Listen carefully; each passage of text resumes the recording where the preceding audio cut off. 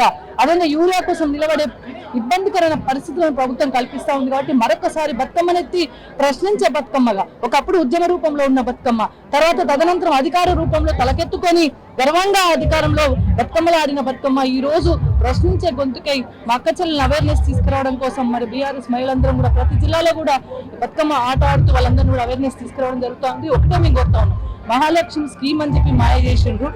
బతుకమ్మకు చీర లేదు, సారీ లేదు. మా బతుకమ్మ తెలంగాణ తల్లి అంటే ఒక అమ్మవారి రూపం, పూలను పూజించే, ప్రకృతిని పూజించే ఒక గొప్ప సంస్కృతి తెలంగాణ సంస్కృతి. అమ్మవారు అంటే ఒక కిరీటము. తెలంగాణ చేతిలో, తల్లి చేతిలో బతుకమ్మ ఉంటది.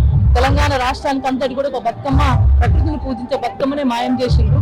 మరి రేపు ఇబ్బందికరమైన పరిస్థితులు వస్తాయి కాబట్టి ప్రశ్నించే గొంతుగా బతుకమ్మను ముందుకు తీసుకెళ్లడానికి కోసం మేము అందరం కూడా రావడం జరిగింది. ఏదైనప్పటికీ కూడా మా అక్క చెల్లెలు పండుగ ఆడుతూనే, ఆట ఆడుతూనే, పాట వాడుతూనే ప్రశ్నించే గొంతుకై మరి ప్రభుత్వాన్ని నిలదీయాలి, ప్రశ్నించాలి. మనకు రాబోయే హక్కులను కాపాడుకోవాలి. రాబోయే కాలం కేసీఆర్ది, రాబోయే కాలం తెలంగాణది, రాబోయే కాలం అక్క చెల్లెల గౌరవాన్ని కాపాడే మన గౌరవం కేసీఆర్ రాబోతున్నారు కాబట్టి అప్పటి వరకు ప్రశ్నించే గొంతుకలే బతుకమ్మ నెత్తి ఆట ఆడి పాట పాడి ప్రశ్నించాలని అందరూ కూడా విజ్ఞప్తి చేస్తానని. జై తెలంగాణ, జై బతుకమ్మ. అందరికీ సద్దుల బతుకమ్మ పండుగ వెమ్లవాడలో జరుపుకుంటున్న అందరికీ కూడా శుభాకాంక్షలు.